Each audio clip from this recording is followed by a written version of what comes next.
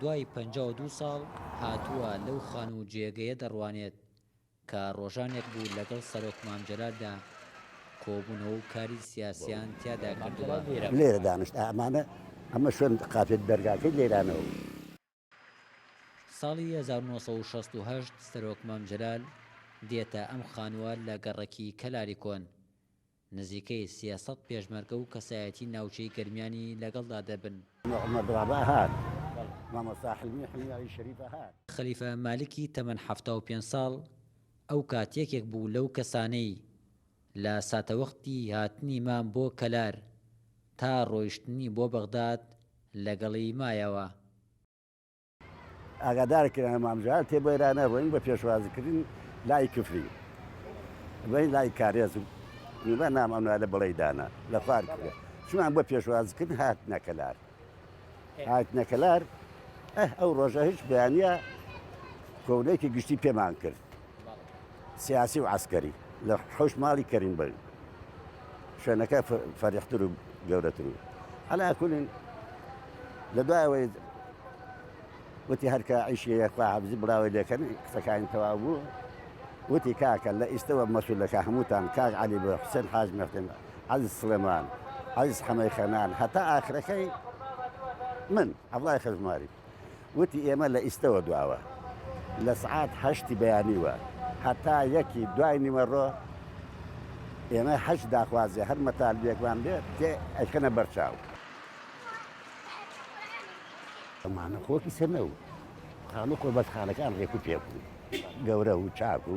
وەکو تەسنیفی غەربی دروستکریا و ڕێک و پێک و پاو و خاوێن و چیمەنتۆ و کاشی و هەچەنە دیوارەکانی قوڕ و بەجوان ئەو بەرامبەر شەماڵ عەلی سەلیم بەگ بوو ئەو قەمەرەی سپیە ما عەلی سەلیم بەگ لێراوە بەڵام کە مانەوەکەی و دانیشتنەکەی و بە هاتایە دابشتایە هەتا نێوانش بە هاتە هەلێرانەوە هەلێرە دانیشت شوێنێکی گەور پارکێکی جوان گەورەی تیا و تقریباً بڵێم 300 مەتر شوێن پارکەکەی 300 مەتر ئەو دانیشتن و کۆبنەوانەی کاکرا زیاتر باسی چییە کرا؟ وەڵا باسی مەسل باسی وەکو تەنزیمی حیزبی دانیشت نەسیحەتمانێ کرد کۆبنەی پێمانە کرد ئەیود ئێمە دۆستمانەیە و نەیارمانیشەیە مامجەلال نمونەی مامجەلال بۆ کوردایەتی نابێت بووە نەیش ئەبێت لە ئیسۆ تا 50 ساڵتر بۆ 2007 ئەگەر دیرێکێک بوو تەمەن ئێوە گەنجن کەسێ نییە شوێن مامجەلال بگرێتە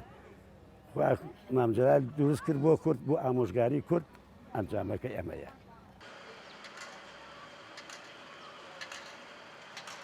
جارە دوژمنێەوە بوو یەکێ بگرن وە دیلی بیکوژن یان شەقازلێک دێتن ئەوی دیلە قابل و قبول نییە ئیتر ئەمێن تۆ لەسەرەوەی باسیەکرد مەسەرچی ناو عەشایەت ئەگەر ڕیانجێ لەمانە کرد ئەمە گۆبان و سەی خەلیل و ئەولاتر وها ئەیوت چۆن سەیر عایلەکەی خۆت ئەەکەی ڕێزی لەگری ئەوێ سەیری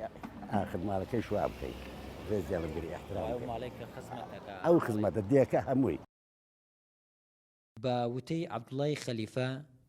سەرۆک مامجەلال لە ساڵی 1968 کە دێتە کەلار دوای بەیاننامەی 11 ئازار دەگەڕێتەوە بۆ بەغداد و لەوێ درێژە بە کاری سیاسی دەدات. شاهۆ ئیبراهیم، گەلی کوردستان، کەلار.